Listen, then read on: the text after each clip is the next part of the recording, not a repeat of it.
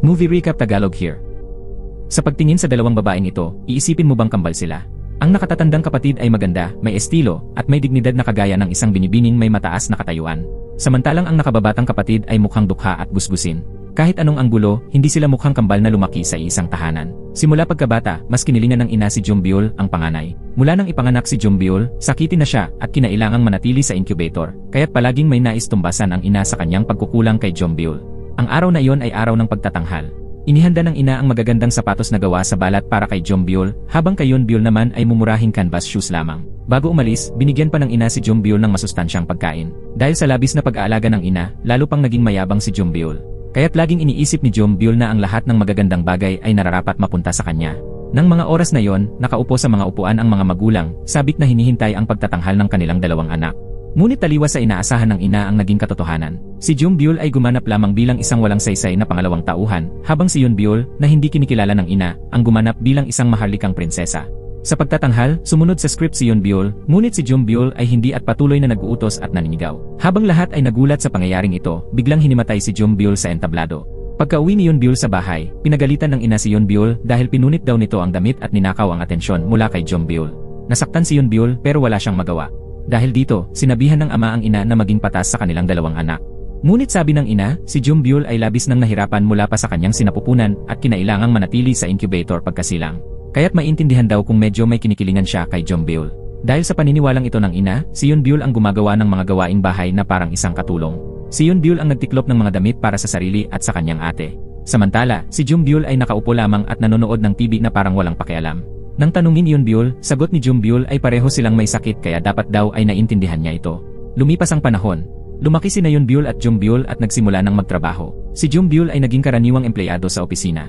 Sa ilalim ng proteksyon ng mga magulang, naging isang batang babaeng leader si Jumbyul at inayos pa ng kanyang ina ang isang marangyang kasal para sa kanya. Sa kabilang banda, si Yunbyul ay nag-aalala sa kanyang kinabukasan dahil malapit nang magsara ang kumpanyang pinagtatrabahuhan niya. Isang araw, pumunta si Yunbyul sa isang job interview at aksidenteng nakasalubong ang isang lalaking kararating lamang mula sa banyo. Bigla siyang nilak ng lalaki sa leg. Nang mapagtanto ng lalaki na nagkamali siya ng tao, agad niya itong binitawan. Inisip ni Yunbyul na isa itong manyakis na sinadyang pumasok sa banyo ng babae. Gayunman, ikinahiya ni Yunbyul ang sinabi ng lalaki. Panglalaki pala ang banyo. Bagamat nakaranas siya ng isang nakakahiyang pangyayari, natuwa pa rin siya sa imbitasyon para sa panayam. Ngunit hindi nagtagal ang tuwa dahil muling lumitaw ang lalaking nakita niya kanina. Sa harap niya ay isang grupo ng mga kabataang may kasamang batang lalaki na nakasuot ng puti. Humingi ng tulong ang bata kay Yunbyul at sinabing siya raw ay kinidnap. Naalala ni Yunbyul ang insidente sa banyo at alam niyang hindi niya kakayaning lumaban sa mga ito. Ngunit dahil sa kanyang mabait at maalalahaning ugali, pinilit pa rin niyang tumulong. Nagkunwari siyang paparating na ang mga pulis. Sinamantala ito ng batang lalaking nakaputi at tumakbo palayo. Habang hinahabol siya ng grupo, inakala ni Yunbyul na nakatulong siya, ngunit bigla siyang hinarang ng lalaki. Napasigaw siya sa takot. Agad siyang tinakpan ng lalaki sa bibig at ipinaliwanag na hindi siya kidnapper. Sa mga sandaling iyon, dumating rin ang grupo ng mga kabataan. Doon lamang nalaman ni Yunbyul na ang pangalan ng lalaki ay Hanju, isang taekwondo coach na kasama ang kanyang mga estudyante. Paalis na sana si Yunbyul, ngunit pinigilan siya ni Hanju. 2 beses silang nagtagpo sa parehong araw, at pareho pa itong hindi kaaya-aya, kaya napabuntong hininga na lamang si Hanju. Kahit pag-uwi sa bahay, hindi pa rin makapagpahinga si Yunbyul. Kailangan niyang gumawa ng gawaing bahay at inutusan pa ng kanilang ina na linisin ang kwarto ni Jumbyul. Ang dahilan? Mag-aasawa na raw si Jumbyul at mapopromote pa sa trabaho. Dahil si Yunbyul ang nakakabata, siya raw ang dapat tumulong sa mga gawaing bahay. Ngunit nang buksan ni Yunbyul ang pinto ng kwarto ni Jumbyul, laking gulat niya. Kalat-kalat ang mga damit at halos wala siyang madaanan. Napabuntong hininga si Yunbyul habang nagbubuntong hininga nang marinig niyang dumating na si Jumbyul. Sasabihin na sana niya kay Jumbyul na siya na mismo ang maglinis ng sariling kwarto, pero bigla siyang inabutan ng regalo. Ayon kay Jumbyul, regalo raw iyon mula sa magiging asawa niya, binili sa ibang bansa para sa buong pamilya. Ang mayabang niyang ekspresyon ay hindi pa rin nagbabago mula noong bata pa siya.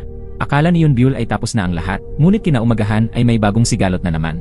Narinig ng magiging biyana ni Jumbyul na nagtatrabaho si Yunbyul sa isang publishing house, kaya gusto nitong isulat niya ang kanyang talambuhay. Ngunit natakot si Jumbyul na baka mas maging kilala pa ang kapatid niya at maagaw pa ang kanyang mapapangasawa, kaya agad niyang tinanggihan ang hiling. Naghahanap noon ng trabaho si Yunbyul nang may lumapit sa kanya. Nang malaman niya ang ginawa ng kanyang ate, labis siyang nagalit. Pinuntahan niya si Jumbyul para harapin ito. Hindi nagpasindak si Jumbyul kaya nagkaroon sila ng matinding pagtatalo. Dahil dito, nawala ang pagkakataon ni Yunbyul na maisulat ang talambuhay ng magiging biyenan ng kanyang ate. Kaya napilitan siyang maghanap ng ibang kumpanya para sa panibagong interview. Subalit, malas siya sa panayam na yon. Takot si Yunbyul sa mga aso. Hindi niya inaasahang pababayaan ng interviewer na mahulog ang aso sa sahig. Sa sobrang kaba ni Yunbyul, tumalon siya sa lamesa at nadulas pababa, tumilapon siya sa sahig. Bigo si Yunbyul sa interview at nasugatan pa siya. Ngunit habang bumibili siya ng bandage, aksidente niyang nakasalubong ang batang lalaking kinidnap noong isang araw. Bilang pasasalamat, inimbitahan siya ng bata sa hapunan. Upang bumawi sa nangyari, palihim na tinawagan ni Yunbyul si Hanju. Sa kanilang pag-uusap, nalaman ni Yunbyul na estudyante pala ng paaralan ng martial arts ang bata. Plano ni Hanju na iwi ito upang isali sa kompetisyon. Inimbitahan ni Hanju si Yunbyul na magkape. Ngunit bago pa man nila matapos ang pag-inom, dumating na ang boss. Bitbit ang tasa ng kape, sumakay si Yunbyul sa bus. Sa pag-uga ng sasakyan, isang hindi inaasahang insidente ang nangyari. Natapon ang kape sa isang pasahero. Agad na humingi ng paumanhin si Yunbyul. Walang pag-aalinlangan, hinubad ni Hanju ang kanyang damit at iniabot ito sa pasahero upang pamunas. Ang simpleng kilos na ito ay nagpabago sa pananaw ni Yunbyul tungkol kay Hanju. Lalo pa siyang humanga nang makita ni Hanju ang sugat sa kanyang tuhod at maingat itong nilagyan ng band-aid. Bilang pasasalamat, inimbitahan ni Yunbyul si Hanju sa hapunan. Masayang pumayag si Hanju. Nagtagpo ang kanilang mga mata. Puno ng kilig ang paligid. Pareho silang nagkaroon ng magandang impresyon sa isa't isa. Matapos ang ilang beses na pagkikita at sabik sa kanilang hapunan kinabukasan, nagkita silang muli at magkasalo sa isang masayang dinner. Nakakatawa, matapos silang kumain, hindi pa rin nila alam ang pangalan ng isa't isa. Pagkatapos nilang ipakilala ang sarili, tila matatapos na ang kanilang date. Ngunit biglang may hindi inaasahang nangyari, may aso na biglang sumulpot at tumakbo papunta sa kanila. Natakot si Yunbyul at dali-daling tumakbo patungo kay Hanju at niyakap ito. Hindi maintindihan ni Hanju ang nangyayari. Sumisigaw si Yunbyul, sinasabing tumakbo siya ng mas mabilis. Habang tumatakbo ang dalawa, patuloy silang hinahabol ng aso. Nang sa wakas ay mailapag ni Hanju si Yunbyul, binuhat niya ang aso. Napansin niyang malinis ito kaya inisip niyang nawawala lang ito sa may-ari. Plano niyang dalhin ang aso sa presinto. Ayaw sanang sumama ni Yunbyul, ngunit pagtalikod niya, tumambad sa kanya ang may-ari ng aso. Isinauli ni Hanju ang aso, ngunit napagkamalan pa siyang magnanakaw ng aso. Ipinagtanggol ni Yunbyul si Hanju. Galit pa rin siya hanggang sa umalis ang kabilang panig. Para mas makilala pa ang isa't isa, nagpatuloy sila sa pagde-date kinabukasan. Pumunta sila sa sinehan. Hindi inaasahan, nakasalubong nila si Yunbyul at ang kanyang fiancé. Lalong ikinagulat ni Yunbyul nang malamang may matinding alitan sina Hanju at ang fiancé ni Yunbyul. Lumabas na dati silang parehong atleta ng taekwondo. Sa isang laban, binayaran ng ama ni Minho ang referee upang manalo si Minho. Hindi matanggap ni Hanju ang ganitong kalakaran ng mga mayayaman, kaya nasaktan niya si Minho. Hindi pinatawad ng pamilya ni Minho si Hanju, kaya't kinailangang pumunta ang ama ni Hanju sa bahay nila upang humingi ng tawad. Lumuhod pa ito sa harap ng pamilya ni Minho para magmakaawa.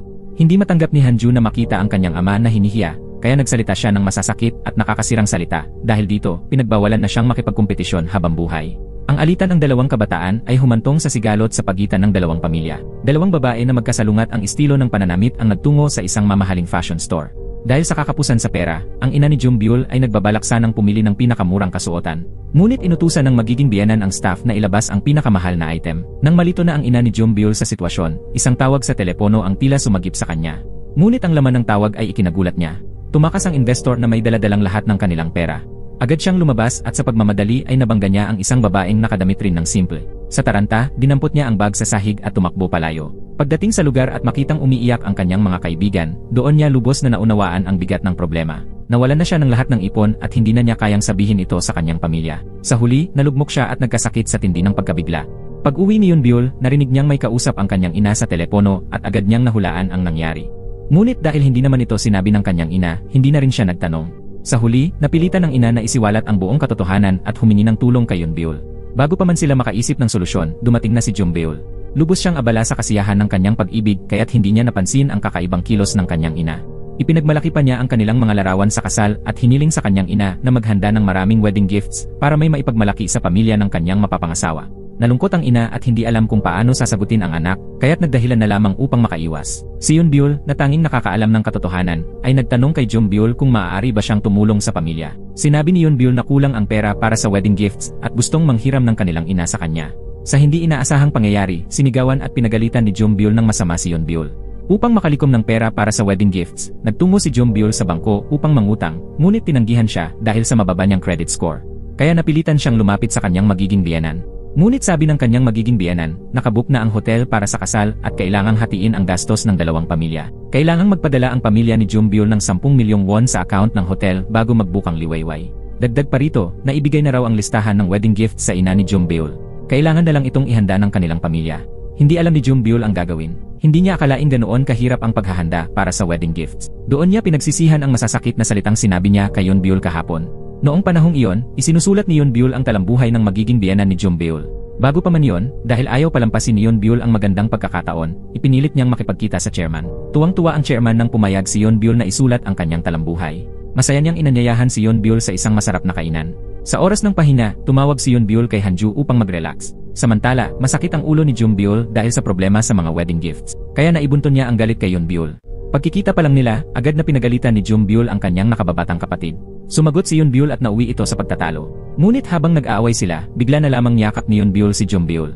Napagtanto ni Jeombyul na nakita pala ni Yeonbyul ang kanyang magiging biyenan na lalaki at babae na palihim na nakikinig sa labas ng pinto. Naintindihan ni Jeombyul ang sitwasyon, kaya niyakap niya rin si Yeonbyul at kunwari ipinakita ang pagiging malapit nilang magkapatid. Kinailangan niyang makipag-cooperate sa kanyang kapatid upang mapanatili ang imahe niyang perpektong asawa. Bagamat may hinala ang biyenan na baka nag-away lang sila, wala namang pruweba kaya hindi na siya nag-usisa pa. Sa pag-uwi, aksidenteng nasalubong ni Yeonbyul ang isang matandang babae na nagtitinda ng prutas at nahulog ang lahat ng kanyang pera sa lupa. Dahil nagmadali siyang tulungan ang matanda, muntik na siyang masagasaan ng sasakyan. Nakita ng matanda ang kabutihan ni Yeonbyul at nais sana siyang ireto sa isang lalaking maaaring maging kasintahan niya. Ngunit nagmamadali si Yeonbyul dahil may date sila ni Hanju. Kaya nang masigurong ayos ang matanda, agad siyang umalis. Sa hindi inaasahang pagkakataon, si Hanju pala ang apo ng matanda. Ngunit nagtaka si Yeonbyul kung bakit lagpas kalahating oras na ay hindi pa rin dumarating si Hanju sa kanilang tagpuan. Palihim na siyang nagtatampo nang bigla siyang makatanggap ng tawag mula sa ina. Sinabi ng kanyang ina na may sakit si Jeombyul at pinapabili siya ng gamot. Paalis na sana si Yeonbyul nang makatanggap siya ng tawag mula kay Hanju.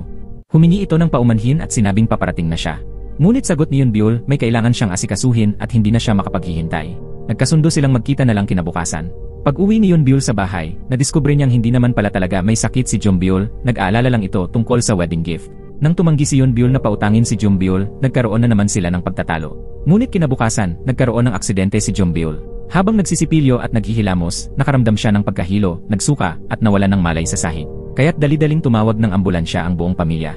Pagkatapos ng pagsusuri, sinabi ng doktor na hindi naman malubha ang lagay ni Jeombyul, napagod lang siya at naapektuhan ng matinding stress. Bagamat wala siyang kasalanan, gusto pa ring alagaan ni Yeonbyul ang kanyang ate.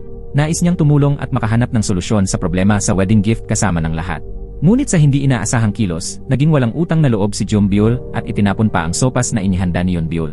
Sinabi pa ni Jeombyul na nagpapanggap lang si Yeonbyul na mabait. Napailing na lang si Yeonbyul at inisip na wala na talaga sa katuwiran ang kanyang kapatid. Dahil hindi naman ito kailangan ni Jeombyul, hindi na rin ito inintindi ni Yeonbyul. Sinimulan na ni Yeonbyul ang paghahanda para sa sarili niyang buhay. Mahilig siyang magpinta at balak niyang mag-aral sa ibang bansa. Nang makita ni Jeombyul na abala si Yeonbyul sa pangarap niya, lalo pa siyang nainis. Kaya't galit na galit niyang pinunit ang painting na nakasabit sa dingding, ang painting na sumisimbolo sa pangarap ni Yeonbyul. Ayaw na sanang makipagtalo ni Yeonbyul kay Jeombyul, lalo na't may sakit ito. Ngunit hindi tumigil si Jeombyul sa panggugulo. Pagdating ng ina sa bahay at makitang umiiyak si Jeombyul, agad siyang nasaktan at naawa. Pinagalitan niya si Yeonbyul nang hindi man lang inaalam ang tunay na nangyari. Si Yeonbyul, na matagal nang nagtitiis sa hindi pantay na pagtrato, ay hindi na nakapagtimpi. Tinanong niya ang ina kung bakit siya agad ang sinisisi kahit hindi pa nalalaman ang buong kwento. "Sa'yo, ano ba ako? Hindi ba anak mo rin ako?" Tanong ni Yeonbyul, puno ng hinanakit. Doon lamang napagtanto ng ina na tama si Yeonbyul. Maingat siyang nagtanong sa dalawa kung bakit sila nagtatalo. Ngunit sa hindi inaasahang pagkakataon, sinisi pa rin siya ni Jeombyul. Ayon kay Jeombyul, siya raw ay ginulo ni Yeonbyul dahil lang sa isang painting. Muli na namang nagalit ang ina at muling pinagalitan si Yeonbyul. Naalala pa nito na hindi siya pinautang ni Yeonbyul, kaya nahiga na lamang siya sa kama at umiyak. Sinabi ni Jeombyul na ayaw na niyang makita pa si Yeonbyul. Kaya kapag nakapag-asawa na siya, hindi na siya babalik sa bahay. Sa sobrang galit, hinagis ng ina ang aklat ni Yeonbyul at tinanong siya, "Mas mahalaga ba ang pangarap mo kaysa sa pamilya mo?" Lubos na nasaktan si Yeonbyul sa ginawa at sinabi ng kanyang ina at kapatid. Sa gitna ng masakit na relasyon sa kanyang pamilya, parang nahihirapan ng huminga si Yeonbyul. Habang umiiyak siyang mag-isa, bigla siyang nakatanggap ng tawag mula kay Hanju. Naalala niyang may tagpuan pala sila kahapon. Ngunit dahil wala siya sa tamang kondisyon, tinanggihan niya ito. Sinabi ni Hanju na may regalo siya para kay Yeonbyul at gusto niyang kunin niya ito. Kaya nagkita rin silang dalawa sa huli. Binuksan ni Hanju ang trunk ng sasakyan. Sa loob nito ay isang pulang maleta. Inihanda ito ni Hanju mula nang malaman niyang nais ni Yeonbyul mag-aral sa ibang bansa. Ngunit napaiyak si Yeonbyul dahil ibinigay na niya sa kanyang ina ang kanyang passbook. Ibig sabihin ay isinuko na niya ang kanyang pangarap para sa pamilyang ito. Gusto na lang niyang umalis sa bahay na ito na kulang sa pagmamahal. Nagmakaawa si Yeonbyul kay Hanju na dalhin siya kahit saan. Nang makita ni Hanju ang kalagayan ni Yeonbyul, labis siyang nasaktan. Kaya't pumayag siya sa lahat ng hiling nito. Umalis silang dalawa upang maibsan ang kanilang lungkot. Sinamantala rin ni Hanju ang pagkakataong ito upang magtapat ng pag-ibig kay Yeonbyul.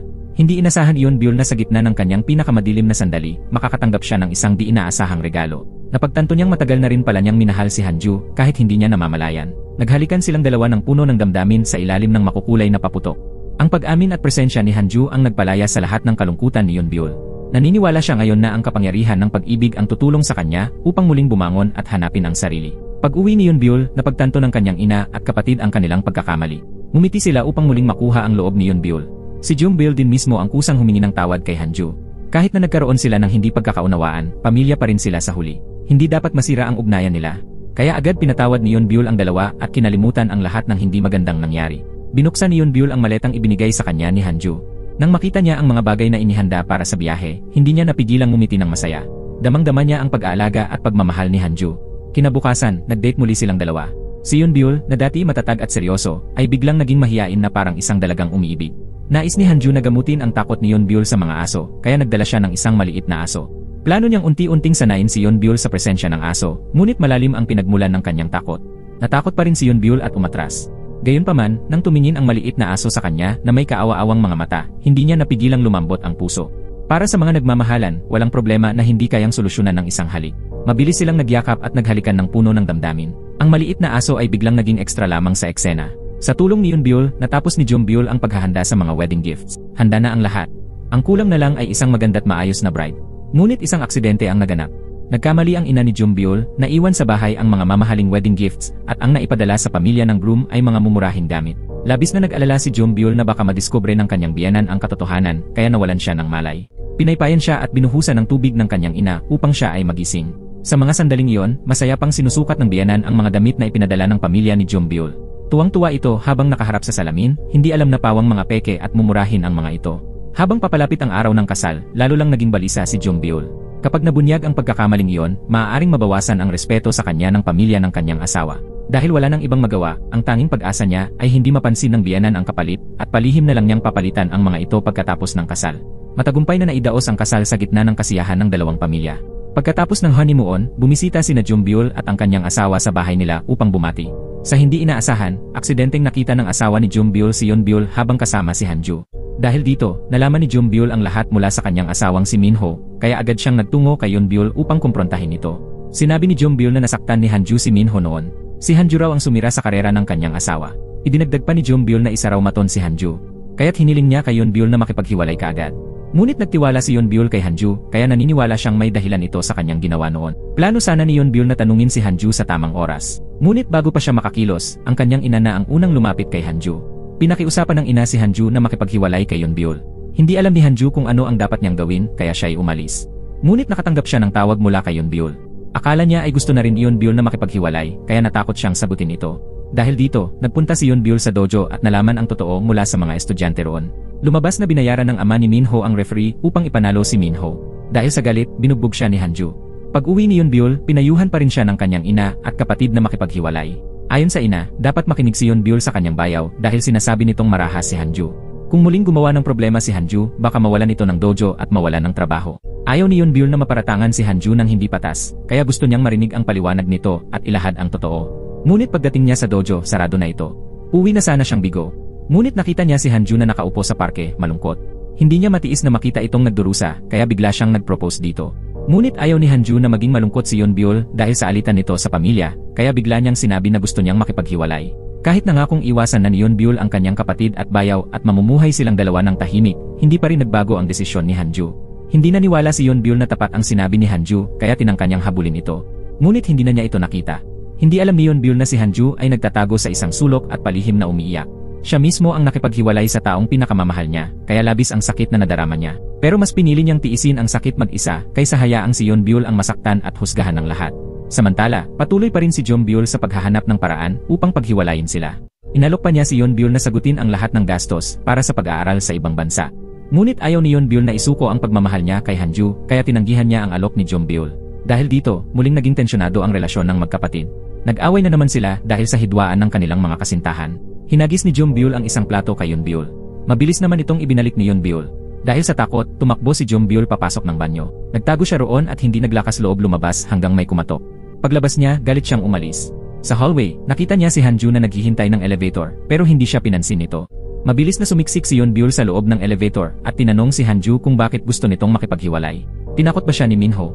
Ngunit tahimik lang na inalis ni Hanju ang kamay ni Yunbyul at umalis. Malungkot na nagpunta si Yunbyul sa parke.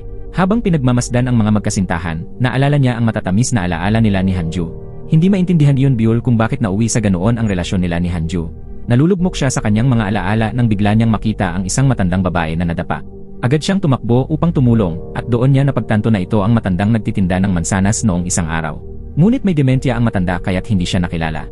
Dahil hindi nito maalala ang kanyang tirahan, humingi ng tulong si Yonbyul sa mga pulis. Matapos maayos ang lahat, balak na sanang umalis ni Yonbyul. Ngunit bigla siyang pinigilan ng matanda at inanyayahang kumain ng hapunan. Sa sandaling iyon, dumating si Hanju sa tapat ng bahay. Doon lamang nalaman ni Yonbyul na ang matanda ay ang lola ni Hanju. Doon din nalaman ni Hanju na si Yonbyul pala ang babaeng nais ipakilala sa kanya ng kanyang lola. Dahil kakahiwalay lang nila, parehong sila'y nakaramdam ng hiya. Napagdesisyonan nilang lumabas upang makapag-usap. Ngunit sabik na sabik ang pamilya ni Hanju at pilit na niyayang manatili si Yonbyul para maghapunan. Habang kinakaladkad si Yonbyul papasok ng bahay, si Hanju naman ay hindi malaman ang gagawin. Samantala, si Yonbyul ay namimili sa mall nang bigla siyang makatanggap ng isang tawag at nagmamadaling umalis. Maya-maya, saka lamang niya napansin na suot pa rin niya ang damit mula sa tindahan. Upang hindi mahalata ng pamilya ng kanyang asawa, agad siyang bumalik upang bayaran ito. Ngunit pagdating niya roon, may nakaparadang sasakyan ng pulis sa harap ng tindahan. Kinabahan siya at inisip na baka tinawagan na ng tindahan ang pulis. Mula pagkabata, ang kanyang ina ang laging umaayos ng lahat ng problema niya. Kaya ngayon, hindi niya alam kung ano ang kanyang gagawin. Agad niyang tinawagan ang kanyang ina. Nang malaman ni Yonbyul ang nangyari, agad siyang pinauwi ng kanyang ina. Sa oras na yon, kakarating lang ni Yonbyul mula kina Hanju. Dahil sa seryosong tono ng ina, inakala niyang may malaking nangyari. Kahit ayaw niyang iwan si Hanju, napilitan siyang umuwi. Matapos marinig ang kwento, napagtanto ni Yonbyul na gusto nilang ipako sa kanya ang responsibilidad. Dahil ito ay may kinalaman sa reputasyon, mariin itong tinanggihan ni Yonbyul. Ngunit si Yonbyul, upang mapanatili ang magandang tingin sa kanya, ay lumuhod at nakiusap kay Yonbyul. Dahil sa pressure at emosyonal na pangongonsensya, ayaw sanang pumayag ni Yonbyul. Ngunit ginamit ng kanyang ina at kapatid ang kasal bilang panakot. Sinabi nilang kapag tumulong si Yonbyul, hindi na nila pakikialaman ang relasyon nila ni Hanju. Dahil nais niyang makasal kay Hanju, napilitan si Yonbyul na pumayag. Kasama ng kanyang ina, nagtungo siya sa presinto upang humingi ng tawad sa may-ari ng tindahan. Bagamat nagduda ang may-ari ng tindahan sa asal ni Yonbyul, tila hindi siya ang uri ng taong namimilit magsukat ng damit, sa kabutihang palad, na ayos din ang lahat. Pagkatapos ng insidenteng iyon, pinag-usapan ni Yonbyul at Hanju ang tungkol sa pagkikita ng kanilang mga pamilya at ang nalalapit na kasal. Sa araw na iyon, nagpunta sa sauna ang ina at lola ni Hanju. Sa hindi inaasahang pagkakataon, nagamit nila ang shower gel ng ina ni Yonbyul. Noong nakaraan, nagkaroon na sila ng masamang impresyon sa isa't isa dahil sa insidenteng pagkakapagpalit ng bag. Ngayon na muling nagkaroon ng alitan, ayaw nang magpaubaya ng magkabilang panig. Nagkaroon sila ng matinding pagtatalo. Pag-uwi nila, galit pa rin ang ina ni Yonbyul at sinabihan ang kabilang panig na walang pinag-aralan. Pumanig si Yonbyul sa kanyang ina, hindi niya alam na ang tinutukoy nito ay ang kanyang magiging biyenan. Dumating ang araw ng pagkikita ng dalawang pamilya. Maagang dumating ang pamilya ni Hanju at magalang na binati ang pamilya ni Yonbyul. Ngunit nang magbatian ang dalawang ina, agad nilang nakilala ang isa't isa. Sa gitna ng tensyon sa pagitan ng mga ina, ang dalawang ama naman ay mabilis na nagkaayos at nagkagaanan ng loob. Gayunpaman, hindi nito napawi ang galit ng dalawang ina. Bigla na lamang inihayag ng ina ni Hanju ang pagkansela ng kasunduan sa kasal. Nabigla sina Hanju at Yonbyul sa hindi inaasahang desisyong iyon. Napasigaw si Hanju sa galit. Ngunit dahil umabot na sa ganitong punto ang sitwasyon, wala nang magawa ang dalawa kundi humanap ng paraan upang ayusin ito. Kinausap nila ang dalawang ama upang mamagitan. Hiniling ng dalawang ama sa kanilang mga asawa na lumabas muna at sila naman ay nanatiling nakamasid mula sa malayo. Handa silang sumugod kung sakaling mag-away ang dalawa. Ngunit tahimik lamang na nagtitigan ang dalawang ina. Nang akmang aalis na ang mga ito, agad sumugod ang dalawang ama. Sumunod naman sina Yonbyul at Hanju. Ang pagkikita ay nauwi sa isang harapang tensyon sa pagitan ng dalawang panig. Upang maayos ang hindi pagkakaunawaan, sinubukan ng dalawang ama ang iba't ibang paraan. Bigla, nakaisip ng ideya ang ama ni Hanju. Sadya niyang ibinuhos ang tubig sa ina ni Hanju. Nang makita ito ng ama ni Yonbyul, ginaya rin niya ito. Muling nagtagpo ang dalawang ina sa banyo. Inakala ng lahat na mag-aaway na naman sila. Ngunit pareho silang nagpakumbaba. Paglabas nila ng banyo, ayos na ang lahat. Kapwa sila pumayag na ituloy ang kasal. Lahat ay nakahinga ng maluwag. Mabilis dumating ang araw ng kasal. Suot ni Yonbyul ang isang napakagandang wedding dress at sabay silang naglakad ni Hanju sa pulang carpet. Bigla na lamang may batang tumakbo at hinila ang wedding dress ni Yonbyul. Agad itong sinalo ni Hanju. Ang nakakahiyang tagpo ay nauwi sa isang romantikong sandali nang magkatitigan ang mag-asawa. Pagpasok ni Yonbyul sa bahay ng kanyang asawa, agad siyang sinalubong ng isang aso na tumakbo sa kanyang paanan. Dahil takot siya sa aso, mabilis siyang umakyat sa mesa. Ngunit sa kasamaang palad, bumagsak siya sa kanyang biyenan. Sa sandaling iyon, nagsidatingan ang lahat ng tao at nasaksihan ang buong pangyayari. Lubos ang kahihiyang naramdaman ni Yonbyul. Pero sa halip na ma-offend, tuwang-tuwa naman ang tiyahin ni Hanju. Pinuri pa ni tiya ni Hanju si Yonbyul at sinabing cute ito. Tinanong naman ng lola ni Hanju si Yonbyul kung nasaktan siya. Napilitan si Yonbyul na sabihing ayos lang siya. Pagdating nila sa kwarto, si Yonbyul at ang kanyang asawa ay halos magkatabi na at magiging intimate na sana. Ngunit biglang pumasok si tiyan ni Hanju nang hindi kumakatok. Bagamat nahiya, natatawa rin si Yeonbyul sa pagiging prangka ng tiyahin. Pagkaalis ng tiyahin, muli silang nagtangkang magpatuloy. Ngunit may tumawag naman mula sa labas.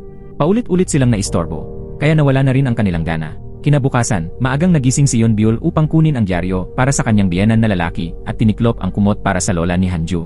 Ginawa niya ang lahat ng gawain. Kaiba ito sa kanyang ate na mahimbing pang natutulog at kahit tumunog ang telepono, pinasuyo pa ang asawa para iabot ito sa kanyang tenga.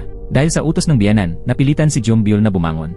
Dahil hindi siya marunong magluto, pumunta siya sa bahay ng kanyang ina upang kumuha ng pagkain. Habang naglilinis si Yeonbyul sa bahay, pinayuhan siya ng kanyang biyenan na magpahinga muna. Sinamantala ito ni Yeonbyul para humingi ng pahintulot na umuwi sandali upang kumuha ng gamit. Ngunit pag-uwi niya, nadatnan niya si Yeonbyul na kararating lang din. Nag-uusat si Yeonbyul at ang kanilang mga magulang tungkol sa alitan ng pamilya ng kanyang asawa at ng pamilya ni Yeonbyul. Umaasa ang kanilang ama na magkakasundo rin ang dalawang panig. Ngunit ang iniisip lang ni Yeonbyul ay ang sarili niya. Wala siyang pakialam sa kasal ng kanyang kapatid. Sinabi pa niyang dapat nang makipaghiwalay si Yeonbyul para matapos na ang gulo. Hindi na nakapagtimpi si Yeonbyul. Tinanong niya ang kanyang ate kung bakit kailangang siya pa ang makipag-divorce. Wala na siyang awa o pangunawa sa kanyang kapatid. Kaya muling nag-away ang magkapatid. Naghilaan sila ng buhok at nagbatakan ng damit na parang bata pa rin. Dahil sa isyu ng pamilya ng asawa, ayaw magparaya ng isa't isa. Sa pagkakataong ito, lalo silang naging marahas. Hindi tumigil ang dalawa hanggang sa sumigaw sa galit ang kanilang ama at pinagbantaan silang hindi na papapasukin sa bahay. Sa takot at hiya, humingi ng tawad si Yeonbyul. Sinabi ng ama na ang tanging nais lang niya ay ang maging masaya ang kanyang mga anak. Bakit daw kailangang mag-away ang magkapatid na parang magkaaway? Nag-aalala rin siya na baka kung mabunyag ang biography na isinulat ni Yeonbyul para sa biyenan ni Yeonbyul ay hindi ito magustuhan ng pamilya ng asawa ni Yeonbyul at maapektuhan ang kanyang kasal. Sa sandaling iyon, lumabas na rin si Yeonbyul at ang kanilang ina. Sinabihan ng ama si Yeonbyul na mali ang sabihin sa kapatid na makipaghiwalay. Naisip ni Yeonbyul ang kanyang pagkakamali at humingi ng tawad kay Yeonbyul. Sa huli, naging maayos din ang lahat. Gayunpaman, hindi pa tuluyang nalulutas ang problema. Noong araw na yon, binuksan na ang coffee shop ng biyenan ni Yeonbyul. Kaya pumunta si Yeonbyul upang tumulong. Ngunit paglabas pa lang niya sa kalsada, agad siyang nakita ng chairman. Agad siyang binati nito. Sasagot na sana si Yeonbyul, pero nakita rin siya ng kanyang biyenan at tinawag siya pabalik. Nataranta si Yeonbyul, nagkunwaring walang nakita, at dali-daling tumakbo palayo. Tinawagan ni Yeonbyul si Hanju para humingi ng tulong. Dumating si Hanju upang sunduin ang kanyang ama. Mabilis ring sumugod si Minho para sunduin ang kanyang ama. Muli, maayos na naresolba ang sitwasyon. Ngunit bago pa man tuluyang makalma si Yeonbyul, dumaan ang kotse ng kanyang ina at ng biyenan ni Yeonbyul. Para hindi siya makilala ng biyenan ni Yeonbyul, bahagyang itinagilid ng ina ni Yeonbyul ang ulo para takpan ang bintana ng sasakyan. Bagamat nakakatawa ang itsura niya at tinukso siya ng biyenan ni Yeonbyul, wala na siyang ibang magawa sa tensyong sitwasyon. Pagkaalis ng biyenan, nagreklamo ang ina ni Yeonbyul na sobrang nakakahiyang karanasan iyon. At tama ang kanyang kutob, patuloy pa ang mga hindi inaasahang tagpo sa pagitan ng dalawang pamilya. Isang araw, pumunta sina Yeonbyul at Hanju sa bahay ng kanilang ina at naghapunan doon. Habang kumakain sila, biglang dumating ang pamilya ng asawa ni Yeonbyul upang bumisita. Si Yeonbyul ang nagbukas ng pinto at laking gulat niya sa nakita. Kaya sumigaw siya upang ipaalam sa pamilya ang pagdating ng mga bisita. Dahil sa labis na pagkabigla, sinabihan ng ama si Hanju na magtago muna. Nang papasok na ang mga biyenan ni Yeonbyul, tila huminto ang paghinga ng buong pamilya. Ngunit biglang napansin ng ina ni Yeonbyul ang larawan ng kasal nina Hanju at Yeonbyul na nakapatong sa lamesa. Agad niya itong inalis ng palihim. Nagtanong ang biyenan ni Yeonbyul kung ano ang bagay na yon, pero mabuti na lang at hindi ito lumapit para tignan. Dahil sa init ng panahon, naisipan ni Hanju na buksan ang bintana para makalanghap ng sariwang hangin. Ngunit sa kasamaang palad, nahulog niya ito sa labas. Lumakas ang ingay at nabigla ang lahat ng nasa sala. Nagduda ang mga biyenan ni Yeonbyul na baka may tao sa loob ng bodega. Mabilis na nagpalusot ang ina ni Yeonbyul at sinabing pusa lang ang naroon. Sa ngayon, hindi pa rin nabunyag ang relasyon ni Yeonbyul at Hanju. Ngunit nagsimulang maghinala ang biyenan ni Yeonbyul na baka hindi ganun kahusay si Yeonbyul kagaya ng kanyang ipinagmamalaki. Kaya inanyayahan niya ang ina ni Yeonbyul sa bahay upang magluto. Pag-uwi ni Yeonbyul mula sa trabaho, nadatnan niyang parang katulong ang kanyang ina habang nagluluto, habang ang biyenan ay nakatayo sa tabi at nag-uutos. Labis itong ikinagilty ni Yeonbyul para sa kanyang ina. Habang kumakain, masaya ang lahat maliban kay Yeonbyul na hindi man lang makakain ng maayos. Nagbiro pa ang kanyang biyenan na sobrang pagod ng ina ni Yeonbyul kakaluto buong araw. Palaging nagpipigil si Yeonbyul sa bahay ng asawa. Ngunit sa pagkakataong iyon, hindi na niya kinaya ang panghihiya ng biyenan sa kanyang ina. Bigla niyang itinapon ang pagkain at galit na tinanong ang biyenan kung bakit ganun ang trato nito sa kanyang ina. Ngunit agad na tumakbo si Yeonbyul sa banyo at nagsuka. Bago matulog, malungkot pa rin siya sa mga nangyari sa araw na yon. Kahit pamayabang siya sa bahay ng kanyang ina, mahal na mahal pa rin niya ang kanyang pamilya. Hindi niya matanggap na may ibang tao na masamang tratuhin ang kanyang ina. Nagising si Yeonbyul sa gitna ng gabi at may nakita siyang kahina-hinalang tao sa kusina.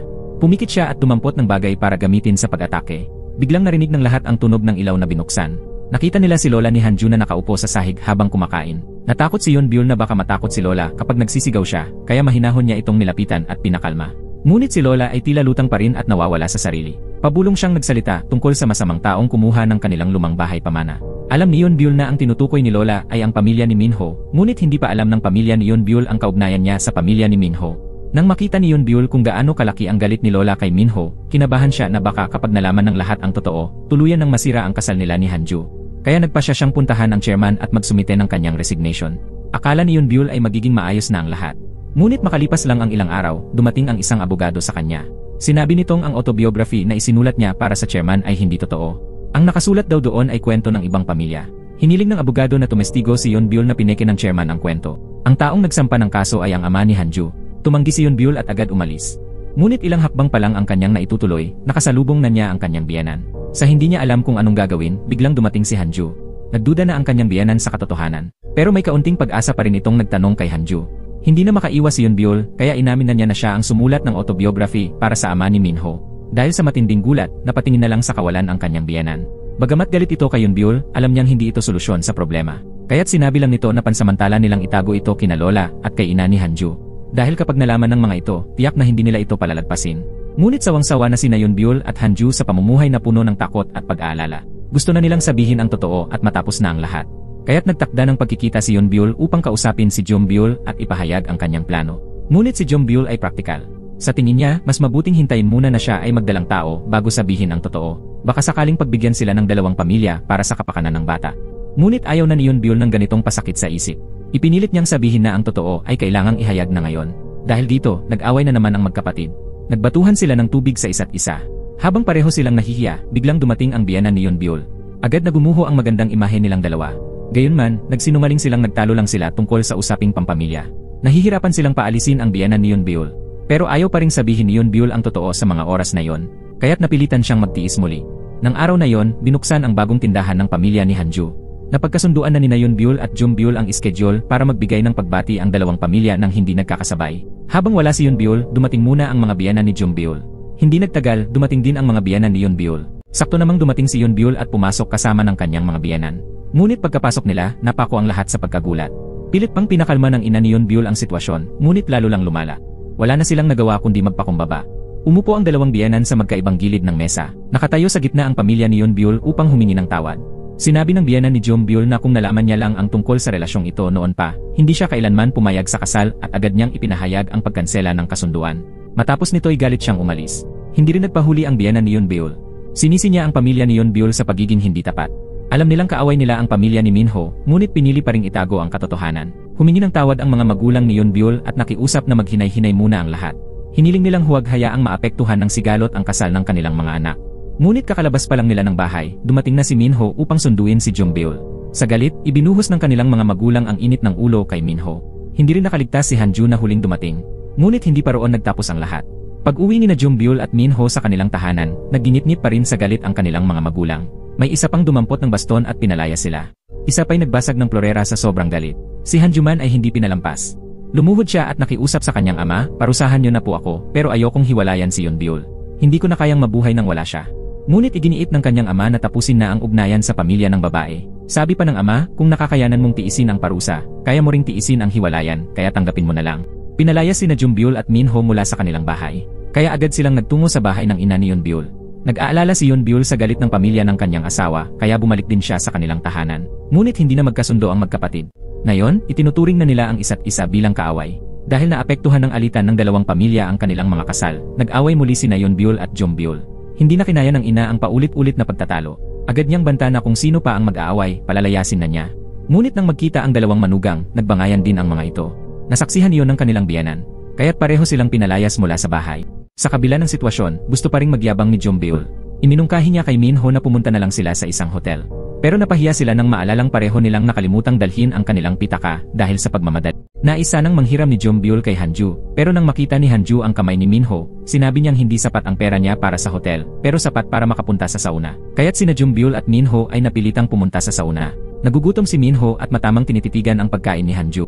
Ngunit sinabi ni Jumbyul na hindi naman daw masarap ang pagkain. Dahil sa pride, tiniis nilang magutom habang pinapanood si Yeonbyul at Hanju na masayang kumakain. Hindi na nila kinaya ang ganitong kalagayan, kaya nagpasya ang dalawang lalaki na bumisita sa kanilang mga magulang upang tingnan kung maaari pa nilang ayusin ang sitwasyon. Nagmakaawa si Hanju sa kanyang ina, ngunit sinabi nitong pumili sila, putulin ang ugnayan ni Yeonbyul at Jumbyul o makipaghiwalay. Isa lang ang pwedeng piliin. Ganoon din ang nangyari kay Minho. Pinapili rin siya ng kanyang ina. Ibinahagi ng dalawa ang resulta sa kanilang mga asawa. Sa hindi inaasahang pangyayari, kapwa pinili ni Yeonbyul at Jumbyul na putulin ang ugnayan nilang magkapatid. Sinabi nila ito sa kanilang ina. Ayaw man ng ina na humantong sa ganito, wala na siyang magagawa. May sarili ng pamilya ang kanyang mga anak. Pinayagan si Yeonbyul na bumalik sa bahay ng kanyang asawa. Ngunit binalaan siya ng kanyang biyenan na huwag ipaalam kay lola ni Hanju ang nangyari. Dahil kung malaman nito, baka hindi nito kayanin ang pagkabigla. Si Jumbyul naman ay hindi kasing swerte. Kahit pinili na niyang talikuran ang kapatid, hindi pa rin siya pinapasok ng kanyang biyenan sa bahay. Lasing na dumating ang ina ni Jumbyul sa bahay ng kanyang mga biyenan at ibinuhos ang lahat ng kanyang sama ng loob. Nasasaktan siya sa nakikita niyang pagkakahiwalay ng dalawang anak niyang babae, kaya't pinilit niyang umalis si Jumbyul at isinama pauwi. Sinabi pa niyang mabuti nang lumayo sa pamilyang puro yabang lang ang alam. Hindi pa kailanman nakakarinig ng ganitong pananalita ang biyenan ni Jumbyul, kaya't hindi siya makaimik. Hindi niya maunawaan kung bakit siya ang lumalabas na masama gayong siya naman ang nasaktan. Samantala, nagkunwaring mga dumaraan lang ang mga magulang ni Minho at pumunta sa tindahan ni Hanju upang alamin ang sitwasyon. Ngunit nakita sila ni lola ni Hanju. Nang tumakbo sila palayo, hinagisan sila ng baston ng matanda at muntik nang magdulot ng matinding pinsala. Nang makita nilang nahuli sila, tumigil na sa pagpapanggap ang mga magulang ni Minho. Nilapitan nila ang matanda at sinabing dapat itong humingi ng tawad. Habang nagtatalo ang magkabilang panig, lumabas si Yeonbyul. Nagtanong si Yeonbyul kung ano ang nangyayari. Gulat na gulat si lola ni Hanju kung bakit kilala ni Yeonbyul ang dalawang tao. Sinabi ng ama ni Minho na ang kakambal ng manugang ng matanda ay ang kanilang manugang din. At magkamag-anak pala sila sa pamamagitan ng kasal. Nang tanungin ng matanda ang kanyang anak at manugang, labis siyang nabigla at nawalan ng malay. Agad na tumawag ng ambulansya ang lahat. Gusto sanang tumulong ni Hanju pero galit pa rin sa kanya ang kanyang ina kaya't hindi siya pinayagang sumama. Labis ang pagsisisi ni Yeonbyul at taimtim siyang nagdasal na sana ay ligtas si lola ni Hanju. Matapos ang pagsusuri, nalaman na walang malubhang karamdaman ang matanda. Ngunit pagdating ng ina ni Hanju sa ospital, nagising na si lola at bigla na lamang nawala. Sa mga oras na yon, palakad-lakad si lola sa gitna ng mataong lansangan, isang napakadelikadong sitwasyon. Nagkataong napadaan si Minho at nakita ito. Kaya isinakay niya ang matanda sa kanyang kotse at binalak na ihatid pa uwi. Sa loob ng sasakyan, sunod-sunod ang tanong ng matanda. Pero natakot si Minho na makapagsabi ng mali kaya nanahimik na lamang siya. Dahil dito, inakala ni lola na masamang tao si Minho at sinakal siya. Nawalan ng kontrol ang sasakyan at bumangga ito sa isang puno sa gilid ng kalsada. Lubhang nasira ang harapan ng sasakyan. Pag-uwi ni Minho, nasalubong niya si Hanju na naghahanap sa kanyang lola. Sinabi ni Minho kay Hanju na tingnan ang kotse niya. Akala ni Hanju na nabundol ni Minho ang kanyang lola. Galit na sinunggaban ni Hanju si Minho sa kwelyo at binugbog ito. Ngunit nang buksan ni Minho ang likod ng kotse, nakita ni Hanju na nakaupo roon si lola at ligtas. Kahit pa alam na si lola ang dahilan kung bakit nasira ang kotse, hindi pa rin pinatawad ng ina ni Minho ang pamilya ni Hanju. Gusto pa nitong samantalahin ang sitwasyon upang ipahiya sila. Kaya't nagpasya siyang isama si Jumbyul sa bahay ni na Hanju kinabukasan para makaganti at humingi ng bayad sa ina ni Hanju. Ipinakita ni Minho ang resibo ng pagkumpuni ng sasakyan na nagkakahalaga ng 30 milyong won. Pero para sa ina ni Hanju, sobra ang halagang iyon at inakala niyang pinipilit silang perahan. Habang nagtatalo ang dalawa, dumating ang tiyahin ni Hanju at narinig ang usapan. Hindi na siya nagsayang ng salita, agad niyang binuhusan ng palanggana ng tubig sina Jumbyul at ang kanyang biyenan. Basang-basa silang dalawa at dali-daling umalis sa kahihiyan. Hindi na nakapagtimpi si Jumbyul. Gusto niyang ipaghiganti ang kanyang biyenan, kaya ibinunton niya ang galit kay Yeonbyul. Plano niyang gantihan ang kanyang kapatid sa lalong madaling panahon. Gustong magpasikat ni Jumbyul sa harap ng kanyang biyenan, kaya binugbog niya si Yeonbyul. Mabuti na lang at dumating agad ang kanilang ina para awatin sila. Nang araw ding iyon, pumunta sina Jumbyul at ang kanyang biyenan sa coffee shop ng pamilya. Sinamantala ni Jumbyul ang pagkakataon na makausap si Yeonbyul ng sila lang. Ngunit kakasimula pa lamang nilang mag-usap nang biglang pumasok ang biyenan ni Jumbyul. Nang makita ito, hindi na umatras pa ang biyenan ni Yeonbyul. Ang maliit na sitwasyon ay nauwi sa malaking pagtatalo. Pareho nilang ibinunton ang galit nila sa kanilang mga manugang. Gusto nilang gamitin ang tagumpay sa pagtatalo upang maibalik ang kanilang dignidad. Talagang hindi kaaya-aya ang maging kaaway ng pamilya ng asawa ng kapatid. Pero mas lalong nalungkot si Yeonbyul nang malaman niyang paggising ni lola ni Hanju, nalaman na rin nito ang tungkol sa ugnayan ng dalawang pamilya. Sa mata ni lola, biglang nagbago si Jumbyul mula sa isang kaibig-ibig at masunuring manugang tungo sa isang kaaway. Sabi ni lola, kung hindi makikipaghiwalay si Hanju, kailangan nilang lumipat ng tirahan. Upang mapawi ang galit at maayos ang gulo, pansamantalang pinatira muna ng ama ni Hanju sina Hanju at Yeonbyul sa bahay ng ina ni Yeonbyul. Alam ni Yeonbyul na kapag doon siya tumira, pagtatawanan siya ng kanyang ina at kapatid. Pero wala na siyang ibang pagpipilian. Ngunit para lang makasama si Hanju, handa siyang tiisin ang lahat. Kadarating lang ni Dongju sa bansa, pero agad siyang nagpunta kay Yonbyul at mahigpit itong niyakap. Ang totoo, siya pala ang dating kasintahan ni Yonbyul. Hindi alam ni Dongju na kasal na si Yonbyul at nasaksihan pa mismo ng asawa niya ang eksena. Nang makita niyang magkalapit ang dalawa, nagselos si Hanju at agad silang inawat. Masayang ipinakilala ni Yonbyul ang dalawa sa isa't isa. Pero nang magkamay sila, kapwa nila naramdaman ang tensyon sa isa't isa. Nagmungkahi si Dongju na mag-usap silang tatlo. Ngunit nakaramdam ng banta si Hanju kaya agad niyang tinanggihan. Hindi pa rin sumuko si Dongju. Bago siya umalis, ipinilit pa rin niyang kunin ang numero ni Yonbyul. Kinabukasan, habang nagtatrabaho si Yonbyul sa coffee shop, dumating si Dongju at inabutan siya ng isang mamahaling regalo. Nang magpasalamat si Yonbyul, hinila siya ni Dongju palabas at sinabing may mahalaga siyang gustong sabihin. Hindi ito matanggap ni Hanju. Pero hindi natakot si Dongju. Sa halip, hayagan niyang inamin sa harap ng lahat ang nararamdaman niya para kay Yonbyul. Hindi lang si Hanju ang nagulat, kundi pati na rin si Yonbyul. Hindi niya inakalang sasabihin ito ng kaibigan niya sa harap mismo ng kanyang asawa. Gusto sanang kausapin ni Yonbyul si Dongju ng sarilinan, pero hinila na siya agad ni Hanju palabas. Nagdesisyon ang dalawa na ayusin ang problema sa lalaking paraan. Pero kahit pinagbantaan siya ni Hanju, kalmado pa rin si Dongju at sinabing, kung gusto mo ang isang tao, kailangan mong ipagtapat kahit kasal na siya. Hindi kayang makipag-usap ni Hanju sa isang taong may ganoong klaseng kaisipan. Kaya hindi na lang niya pinansin si Dongju. Sinabi naman ni Dongju na siya ang unang nagkagusto kay Yonbyul. Hindi na napigilan ni Hanju ang sarili at hinawakan niya sa kwelyo si Dongju. Sa sandaling iyon, tumakbo si Yonbyul para awatin siya. Nang makita ito, hindi na pinansin ni Dongju si Hanju. Sa halip, marahang hinaplos ni Dongju ang ulo ni Yonbyul. Tila baga wala siyang pakialam kay Hanju. Pagkaalis ni Dongju, pinagsabihan ni Hanju si Yonbyul na huwag nang magpagalagala at maghugas ng buhok pag-uwi. Ngunit pagkalabas ni Yonbyul ng restaurant, nakita niyang hinihintay pa rin siya ni Dongju. Sinisi ni Yonbyul si Dongju sa pagkasira ng relasyon nila ni Hanju. Pero bigla siyang isinakay ni Dongju sa sasakyan at nagpumilit na ihatid siya pauwi. Nakita ng mga staff ng restaurant ang tagpong ito at agad na inireport kay Hanju. Pagdating sa bahay, bababa na sana si Yonbyul ng kotse. Pero hinawakan ni Dongju ang kanyang mukha at sinabing kasing cute pa rin siya ng dati, noong bata pa sila. Itinulak siya ni Yonbyul palayo. Ayaw niyang lumala pa ang alitan nila ni Hanju. Hindi niya alam na ni Hanju ang lahat at labis itong nag-aalala. Kinabukasan, nagyayang mamili sa supermarket ang tiyahin ni Hanju kasama si Yonbyul. Pagkalabas nila ng tindahan, biglang tumunog ang alarm. Hiniling ng mga staff na masilip ang laman ng kanilang mga bag. Tumanggi ang tiyahin at nakipagtalo. Naging maingay ang pagtatalo kaya napansin ito ng may-ari ng mall na siya namang biyenan ni Yonbyul. Agad nitong inutusan ng staff na siyasatin sila ng mabuti. Nakarating din ang balita sa mall manager. Nagkataon, siya rin ang manager na humawak sa kaso noong maling item ang nadala ng pamilya ni Yonbyul no. Si Yonbyul ang humingi noon ng paumanhin para sa kapatid niya, kaya agad siyang nakilala ng manager. Sinabi ng manager na may record na si Yonbyul ng pagnanakaw. Kaya't kailangan talagang imbestigahan ng maayos. Nakatayo lang si Yonbyul sa gilid, nanginginig sa takot na baka mabisto siya at malaman ng kanyang biyenan ang totoo. Nakita niyang patuloy pa rin sa pagtatalo ang biyenan, kaya't napilitan siyang ipako kay Yonbyul ang responsibilidad ng gulo. Nakita ng manager si Yonbyul at nagtaka kung sino ang tunay na magnanakaw. Nang sa wakas ay makita ng staff ang resibo sa bag ng tiyahin, sinabi nitong ibabalik na lang nila ang lahat ng binili at humingi ng bayad danyos para sa naranasang kahihiyan. Napahiya ang biyenan ni Yonbyul at sinermunan ang manager. Pero napansin din niyang tila may itinatago ang manager. Pagkaalis ni Yonbyul, bumalik siya para magtanong. Tinanong niya kung sino ang customer na humawak sa kaso ng pagsukat ng maling item noong nakaraan. Natakot si Yonbyul na baka magsimulang magduda ang kanyang biyenan. Kaya sinabi niya sa kanyang ina na huwag sabihin kahit ano kay Yonbyul. Pero sa mga oras din iyon, dumating ang biyenan ni Yonbyul sa bahay ng kanyang ina. Dahil sa pagmamadali, kinailangan ni Yonbyul na magtago sa kanyang kwarto. Tinanong ng biyenan ni Yonbyul ang ina ni Yonbyul tungkol sa katotohanan. Dahil paborito niya si Yonbyul, muling kinampihan niya ito. Sinabi niya na si Yonbyul ang may kasalanan. Ayon sa kanya, may ugali na raw si Yonbyul na magnakaw simula pa pagkabata. Pinaniwalaan naman ito ng biyenan ni Yonbyul. Kaya agad siyang nagtungo sa bahay ng asawa ni Yonbyul at pinahiya siya. Bago pa makapagsalita si Yonbyul upang ipagtanggol ang sarili, narinig na ng ina ni Hanju ang lahat. Galit na galit si Yonbyul at sinabi niyang si Yonbyul ang tunay na magnanakaw. Pero hindi naniwala ang biyenan ni Yonbyul. Sa paniniwala niyang totoo ang sinabi ng ina ni Yonbyul, hindi na siya nakinig sa paliwanag. Pagka-uwi ni Yonbyul, sinabi niya ang buong katotohanan sa kanyang biyenan. Hindi kinaya ng biyenan ni Yonbyul ang kahihiyang dinanas ng kanyang manugang. Kaya't nagtungo siya sa bahay ng ina ni Yonbyul upang kumprontahin ito.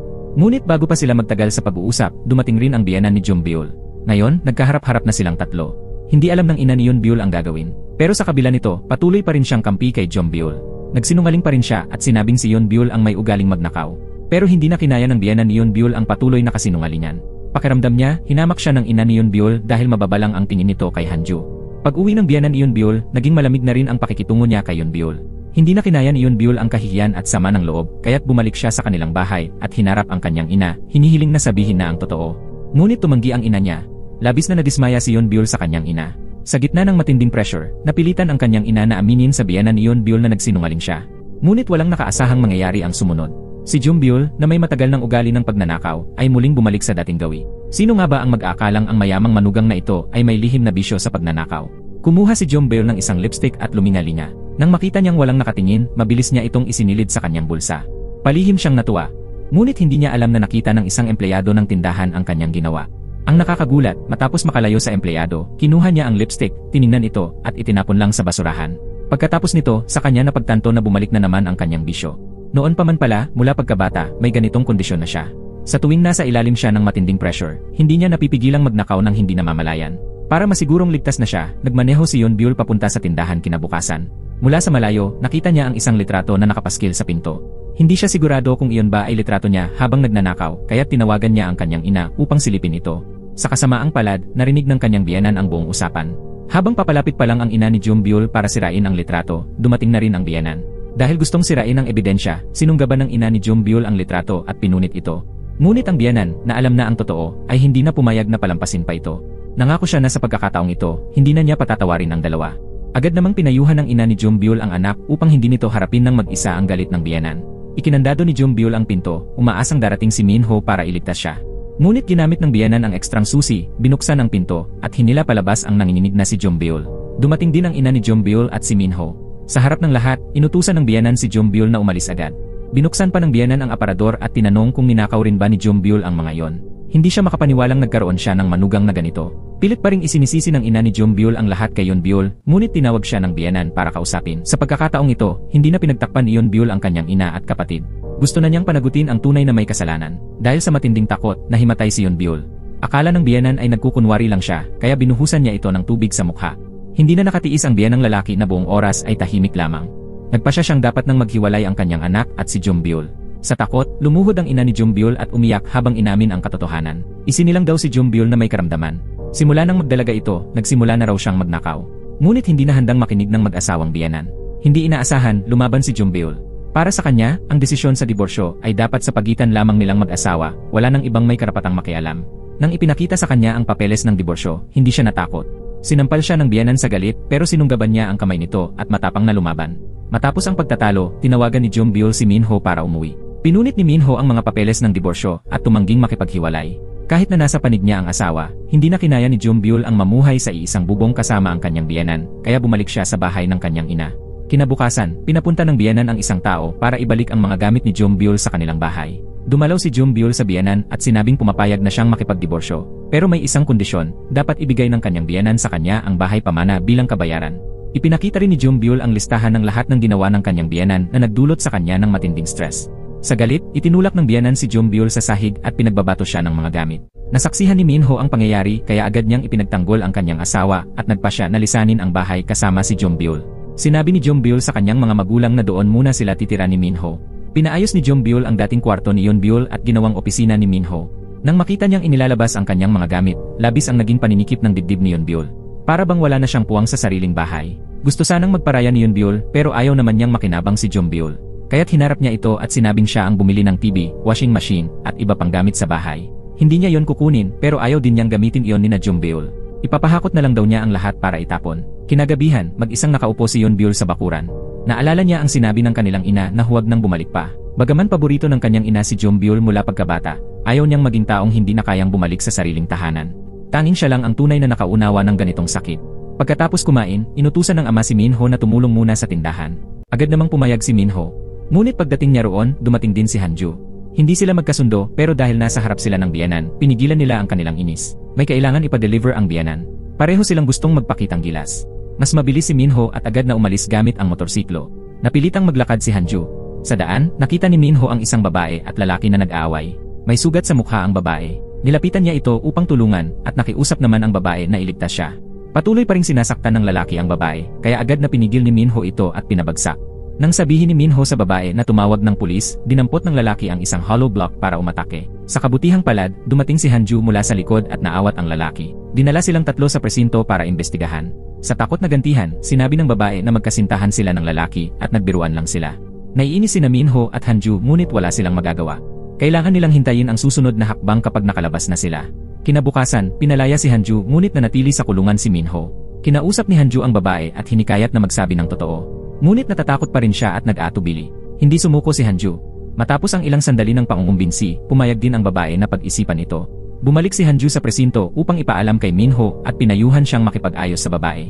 Ngunit para kay Minho, tama lamang ang ginawa niya. Ayaw niyang palampasin ang ginawa ng lalaki. Sinabi niya kay Hanju na huwag na itong makialam sa usaping iyon. Nang paalis na si Hanju, dumating ang ama ni Minho. Akala niya si Hanju ang nanakit kay Minho kaya sinampal niya ito agad nang hindi man lang nagtatanong. Ayaw ni Minho na lumala pa ang hindi pagkakaintindihan, kaya't malakas niyang pinigilan ng ama. Gayunpaman, walang sinabi si Hanju at basta na lang umalis. Pagkatapos pag-isipan ng mabuti, nagpunta ang babae sa presinto para tumestigo. Nilinaw ang lahat tungkol kay Minho. Lubos ang pasasalamat ni Minho kay Hanju at nais sana niyang humingi ng tawad para sa ginawa ng kanyang ama. Ngunit sa huli, nag-atubili si Minho at hindi alam kung paano sisimulan. Sa wakas, nang malapit nang mawalan ng pasensya si Hanju, nagsalita si Minho. Gayunpaman, gusto ni Hanju na ang mismong nakagawa ng mali ang humingi ng tawad, hindi si Minho ang humingi ng tawad para sa ama nito. Bagaman hindi lubusang naayos ang lahat, simula sa insidenteng iyon ay nagsimulang gumaan ang relasyon ng dalawa. Marahil, ang 3 henerasyong alitan sa pagitan ng kanilang mga pamilya ay matatapos na rin balang araw. Dahil sa labis na pagkiling ng kanilang ina, labis ang sama ng loob ni Yeonbyul kaya pinutol niya ang ugnayan sa kanilang pamilya. Upang ayusin ang kanilang relasyon, nagluto ng tadyang ang ina at tinawagan si Yeonbyul upang umuwi at kumain ng hapunan. Ngunit dahil sa mga sinabing pampagulo ni Yeonbyul, lalong lumala ang alitan. Hindi inaasahan ni Yeonbyul na siya mismo ang tatawagin ng kanyang ina para sa hapunan. Ngunit sinisi ni Jeonbyul si Yeonbyul dahil nadulas ang ina habang nagluluto ng kanyang paboritong nilagang tadyang. Nasaktan ang damdamin ni Yeonbyul. Wala na siyang inaasahang pag-unawa mula sa pamilyang ito. Iginiit ni Yeonbyul na nasaktan ang kanilang ina dahil hindi kailanman tumulong si Jeonbyul sa gawaing bahay. Inasahan ni Yeonbyul na si Jeonbyul ang mag-aalaga sa kanilang ina. Sa galit, itinapon ng ina ang nilutong tadyang at humiga sa kama habang umiiyak. Habang nakahiga, binalikan ng ina ang mga alaala ng nakaraan at napagtantong naging malupit siya kay Yeonbyul. Kaya nang sinisi ni Jeonbyul si Yeonbyul, ipinagtanggol siya ng ina. Sinabi niyang walang kinalaman si Yeonbyul sa pagkakasugat niya.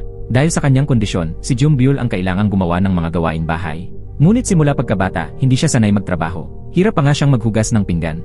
Habang naglalakad kasama ang ina, abala siya sa paggamit ng cellphone, kaya muntik na siyang madapa at muntik pang masaktan muli ang ina. Sa unang pagkakataon, sinermunan siya ng ina na laging nagtatanggol sa kanya. Sinabihan siyang wala siyang silbi. Ngunit hindi doon natapos ang mga pasakit ni Jeonbyul. Nang gustong magbanyo ng ina, muntik na naman siyang madulas dahil sa mga nagkalat na gamit sa sahig. Tinanong siya ng ina kung bakit hindi siya naglinis. Sumagot pa si Jeonbyul at sinabing nauna lang ang ina sa banyo. Nang makita ng ina ang magulong sala, pati ang mga damit na hindi pa naisasampay, hindi niya maintindihan kung paanong nakakaya pa ni Jeonbyul na matulog ng mahimbing. Doon lang niya tunay na naunawaan kung bakit ganoon ang pagtrato ng biyena ni Jeonbyul sa kanya. Napagtanto niya na ang labis na pag-aalaga niya kay Jeonbyul sa paglipas ng mga taon ang siyang naging dahilan kung bakit naging makasarili at walang puso ito. Nagpasya siyang hayaan si Jeonbyul na matutong maging independent at matuto mula kay Yeonbyul. Galit na galit si Jeonbyul at pinuntahan si Yeonbyul upang pauwiin ito para alagaan ang kanilang ina. Ngunit hindi pa rin malimutan ni Yeonbyul ang sakit, kaya ayaw pa rin niyang umuwi. Habang nasa banyo si Jeonbyul, nakipag-away siya sa isang babae at nauwi sa pagtatalo. Tinulak siya ng babae at tumama ang kanyang tiyan sa lababo. Napaupo si Jeonbyul sa sahig sa tindi ng sakit at nakita niyang may dugo na sa kanyang mga hita. Nakita siya ni Yeonbyul at nagulat sa eksena, kaya agad siyang dinala sa ospital. Ngunit hindi na nailigtas ang sanggol. Bago pa man makuha ni Jeonbyul ang magandang balita, masamang balita ang dumating. Masakit ang loob ni Jeonbyul at sinisi si Yeonbyul, sinabing kung hindi siya pinuntahan, hindi sana nangyari yon. Sinisi rin ni Yeonbyul ang sarili. Bagaman palagi silang nagtatalo ni Jeonbyul, hindi naman niya kailanman ginustong saktan ito. Isinalaysay niya ito sa kanilang ama. Sinabi ng ama na huwag muna itong sabihin sa ina dahil baka sisihin lamang nito ang sarili. Umuwi si Yeonbyul upang linisin ang bahay at alagaan ang ina. Nakonsensya ang ina at ayaw niyang tanggapin ang pag-aalaga ni Yeonbyul. Ayaw ni Yeonbyul na manatiling malayo ang loob nilang mag-anak sa isa't isa, kaya siya na ang nagpakumbaba at gumawa ng paraan para magkabati. Sinabi rin ng ina na labis niyang namimiss si Yeonbyul. Sa tuwing kumakain siya, si Yeonbyul ang naiisip niya. Ayaw na niyang mahirapan pa si Yeonbyul, kaya gusto niyang bumalik na ito sa tahanan ng kanyang asawa. Bagaman pareho silang may matitigas pa ring panlabas na anyo, sa puso nila ay napatawad na nila ang isa't isa. Kinabukasan, nakalabas na ng ospital si Jeonbyul. Sa panahong iyon, nalaman ng ina ang tungkol sa pagkakalaglag ng sanggol. Umuwi rin si Yeonbyul upang alagaan ang kapatid at ang ina. Nang mabalitaan ito ng biyena ni Jeonbyul, agad itong dumating. Ngunit hindi nito inintindi ang kalagayan ni Jeonbyul. Sa halip, sinisi niya ito dahil hindi nito napangalagaan ang bata. Sinisi rin niya ang ina ni Jeonbyul sa hindi maayos na pag-aalaga rito. Pinagtanggol ni Yeonbyul ang kanyang ina. Sa kauna-unahang pagkakataon, nagtulungan ang magkapatid at pinanindigan ang isa't isa. Ngunit sinisi pa rin ni Jeonbyul si Yeonbyul upang makuha ang pabor ng kanyang biyenan. Ipinilit ni Jeonbyul na magkaaway sila ni Yeonbyul at gusto niyang paalisin ito. Ngunit sa pagkakataong ito, hindi na kinampihan ng ina si Jeonbyul. Siya ang sinisi sa pagiging hindi makatuwiran. Nagulat sina Jeonbyul at Yeonbyul sa pagbabagong ito ng kanilang ina. Inaalagaan ni Yonbyul si Jombyul na bagong nagkalaglag, ngunit hindi man lang siya nagpapasalamat. Nagreklamo pa si Jombyul na hindi masarap ang nilutong pagkain ni Yonbyul. Hindi na ito kinaya ni Yonbyul kaya itinapon niya ang lugaw. Nasaktan si Jombyul, ngunit ang ina, na dati laging kakampi niya, ay ngayon ay panig na kay Yonbyul. Nang makita ni Jombyul na pareho siyang pinapapagsori ng kanyang ina at kapatid, inisip niya na nagsabwatan na ang mga ito laban sa kanya. Hindi pa rin niya naintindihan ang kanyang pagkakamali. Pakiramdam ni Jombyul ay hindi na siya makakatagal sa bahay na yon. Kaya galit siyang bumalik sa kanyang kwarto at nag-empake ng gamit. Pumunta ang ina sa kusina upang kausapin si Yonbyul. Ipinaliwanag nito kung bakit siya laging kampi kay Jombyul sa loob ng maraming taon. Sabi ng ina, kapag nanganak na si Jombyul, maintindihan niya rin ito. Laging may isang anak na hindi mo kayang hindi alalahanin. Hindi niya kinamumuhian si Yonbyul, kundi sobra lang ang tiwala niya rito. Ibinahagi rin ni Yonbyul ang dahilan kung bakit palagi siyang nagpaparaya kay Jombyul. Natatakot siyang masaktan ang kanilang ina at gusto niyang ipakita na malakas siya. Narinig ni Jombyul ang mga salitang iyon pero kinuha pa rin niya ang kanyang maleta at umalis.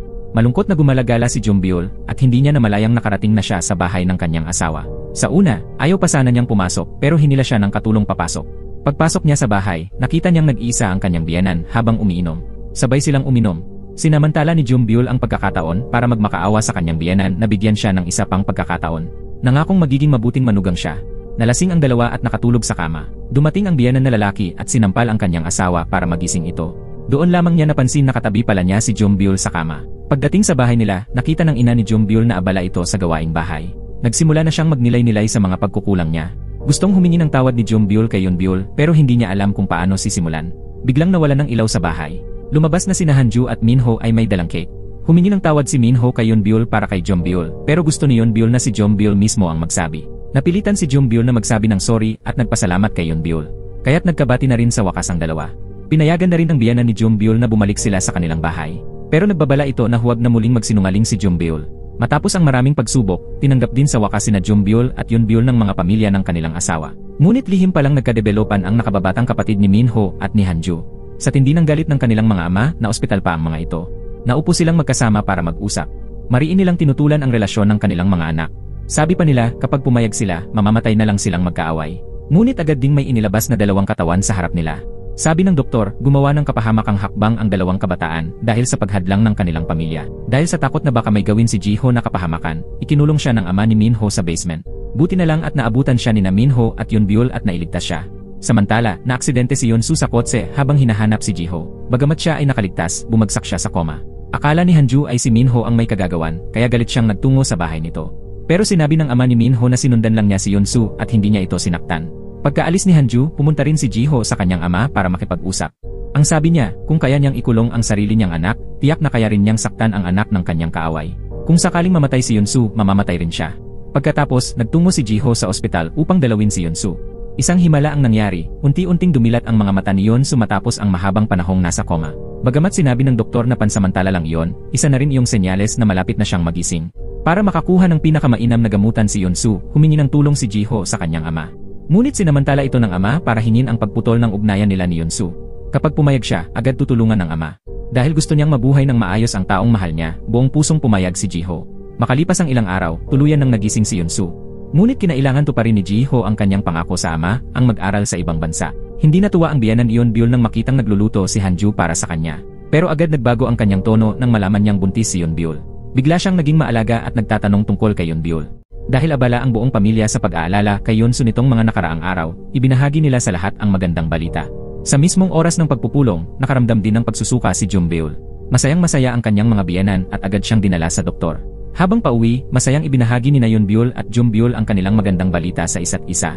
Ikinuwento ni Yonbyul sa lola ni Yonsu ang kanyang panaginip tungkol sa isdang carp. Inisip niyang baka senyales ito na kambal ang kanyang magiging anak. Ayaw paawat si Jombyul at gustong bilhin ang panaginip ni Yonbyul. Tinanong pa ni Jombyul kung ano ang gagawin nila kung laging nag-aaway ang kanilang mga anak, gaya nila. Pagkatapos ng kaunting pagtatalo, pareho silang nag-alala para sa susunod na henerasyon. Samantala, si Jiho, ang mahalagang tao na posibleng magbago ng kapalaran ng dalawang pamilya, ay lihim na bumalik sa bansa. Mula nang umalis si Jiho, para bang nawalan ng kaluluwa si Yonsu.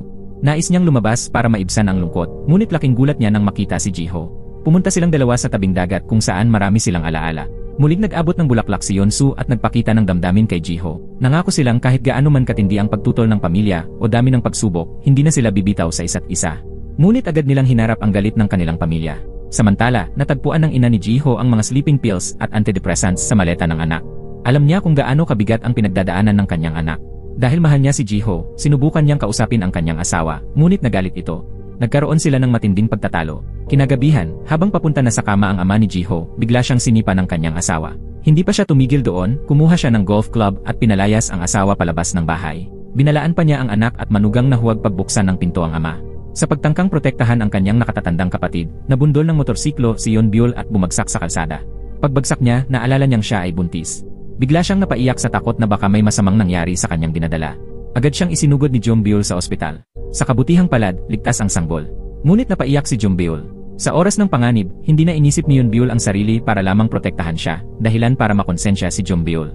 Kung may masamang nangyari sa anak ni Yeonbyul, hindi niya mapapatawad ang sarili. Pinakalma ni Yeonbyul si Yeonbyul at ikinuwento na naranasan na niya ang makunan noon. Niyakap nila ang isa't isa at sabay na umiyak. Nagkaisa silang tulungan si Jiho at ayaw nilang danasin ng mga batang isisilang ang mga galit at alitan ng kanilang mga pamilya. Napagdesisyonan nilang kumbinsihin ang ama ni Jiho. Nagpunta sila sa opisina nito bitbit ang mga placard ng protesta. Nainis ng husto ang ama ni Jiho kaya agad itong umuwi. Ngunit pagdating niya sa bahay, sinalubong pa rin siya ng mga placard. Nakatayo ang buong pamilya sa harapan niya, lahat nakasuot ng dilaw na shirt. Nakasulat sa likod ng bawat shirt ang mga slogan ng protesta. Kahit sa hapagkainan, hindi siya tinantanan. May hawak pang kandila ang bawat isa. Dahil sa pagiging tila tinalikuran ng lahat, nagtungo ang ama ni Jiho sa puntod ng ninuno para maglabas ng saloobin at doon siya nakatulog. Pagkagising niya, nawawala na ang lahat ng mahalagang gamit sa katawan niya. Wala siyang matawagan at napakalayo ng kanyang kinaroroonan. Kaya umupo na lang siya sa tabi ng kalsada. Sa pagkakataong iyon, nadaanan siya ni Yeonsu. Inihatid ni Yeonsu pauwi ang ama ni Jiho. Habang nasa biyahe, nagbago ang pananaw ng ama ni Jiho kay Yeonsu. Pagka-uwi, napagdesisyonan niyang kalimutan na ang galit at pumayag sa pagpapakasal ng anak. Ibinalik din niya ang lumang bahay pamana sa ama ni Hanju. Gusto na niyang tuluyang wakasan ang pinagmulan ng alitan ng dalawang pamilya. Dumating ang araw ng kasal ni Yeonsu at Jiho. Inihahanda na ng dalawang pamilya ang paglipat bilang bagong magkakamag-anak. Ngunit may hindi inaasahang nangyari sa kasal. Habang isinasagawa ang seremonya ni Yeonsu at Jiho, biglang sumakit ang tiyan ni Yeonbyul. Kasunod nito, si Yeonbyul naman ay nagsimula ng manganak. Naging magulo ang eksena. Agad na tumawag ng ambulansya ang lahat upang isugod ang dalawa sa ospital. Sa loob ng sasakyan, pinakalma ni Hanju si Yeonbyul at sinabing huwag siyang mag-alala. Inutusan din ni Minho si Yeonbyul na huminga ng malalim. Ngunit dahil sa matinding sakit, nahila ni Yeonbyul ang buhok ni Hanju. Nasakal rin ni Yeonbyul si Minho. Naghintay ng may kaba ang dalawang lalaki sa labas ng delivery room. Maya-maya, dumating ang balita na nanganak na si Yeonbyul ng isang malusog na sanggol na babae. Napaluha sa tuwa si Hanju. Binati ni Minho si Hanju pero mas nag-aalala siya sa kalagayan ni Yeonbyul. Dahil mahina ang katawan nito, mas naging mahirap ang panganganak kumpara sa normal.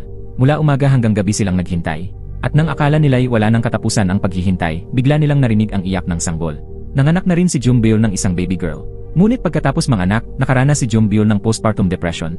Ikinuwento ng kanilang ina ang kwento ng kanilang kapanganakan upang palakasin ang loob ni Yeonbyul. Nang naging mga ina sila, doon lang nila lubos na naunawaan ang mga sakripisyo ng kanilang ina. Nang maiuwi na ang anak ni Yeonbyul, buong pamilya ay natuwa at pinagkaguluhan ng apo. Maging ang mga biyana ni Yeonbyul ay tuwang-tuwa sa kanilang apo. Upang makapagpahinga si Yeonbyul, nagpasya ang kanyang biyana na siya ang mag-aalaga sa gabi. Dinala naman ni Yeonbyul si Yeonbyul na nakarecover na mula sa depresyon sa lumang bahay pamana. Habang magkasamang nakatingin sa bahay, hindi makapaniwala sina Yeonbyul at Yeonbyul na doon nagsimula ang lahat ng alitan. Ngunit ngayon, lubos na nilang nauunawaan ang kahalagahan ng pamilya at pagmamahalan. Para sa kanila, ang pag-ibig ay mas mahalaga kaysa sa anumang mana o ari-arian. Lumipas ang panahon at dumating na ang araw ng pagbibigay ng pulang sobre para sa dalawang bata. Masayang nagtipon-tipon ang buong pamilya upang abangan kung ano ang pipiliin ng mga bata sa seremonya. Sa hindi inaasahang pagkakataon, sabay na dinampot ng dalawang bata ang taekwondo belt. Ang belt na naging dahilan ng alitan ng kanilang mga ama noon, ngayon ay naging simbolo ng matibay na pagmamahalan ng magkapatid. At dito nagtatapos ang pelikula. Maraming salamat sa panonood. Hanggang sa muli, paalam.